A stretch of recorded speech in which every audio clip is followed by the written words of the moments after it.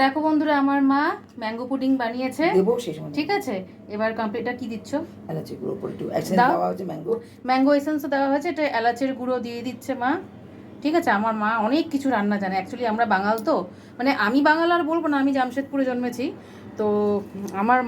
আমার মাও মেডিকেলে জন্মেছে, বাট ওই আমার মা নিজের মায়ের দিদা, মানে আমার বম্মা, ওদের থেকে দেখে দেখে অনেক কিছু শিখেছে। ঠিক আছে, তো গুঁড়ো দুধও একটু দিয়েছে, এই যে প্যাকেটগুলো পড়ে রয়েছে।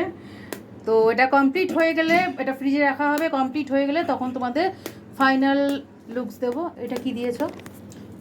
কর্নফ্লাওয়ার ভর্তি 3 চামচে, এটাও দেওয়া হয়েছে। দুটো আম, ঠিক আছে, দুটো আম দিয়েছে, চিনি দিয়েছে 4 চামচ, চিনি 4 চামচ, দুটো আমে চিনি 4 চামচ, আর দুধের প্যাকেট 5 টাকার 4টে, তাই তো।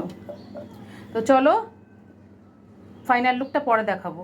ওই কড়াইতে জল দিয়ে একটু ভাপে বসানো হলো। ঠিক আছে, এ দেখো হচ্ছে, তারপরে আমি তোমাদেরকে আবার দেখাচ্ছি।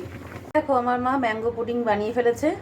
ঠিক আছে, এবার ভুল হয়ে গেছে একটা, উল্টো পিঠে আমার মা এই ড্রাই ফ্রুটসগুলো দিয়ে দিয়েছে। তো যাই হোক, খাওয়া নিয়ে কথা, অত গার্নিশিংয়ের মানে লোক দেখানোর দরকার নেই, ভুল হতেই পারে। ঠিক আছে, মিস্টেক। তো দাঁড়াও, এবার এটাকে সোজা করে কাটিং করে তোমাদের দেখাচ্ছি। Wait, mango custard pudding. ঠিক আছে, এটা অ্যাকচুয়ালি কাস্টার্ড, মানে বেসটা কাস্টার্ড বেস হয়েছে। ঠিক আছে, তো একদম মানে ডাইরেক্ট পুডিং হয়নি, এটা ভাপে করেছে আমার মা।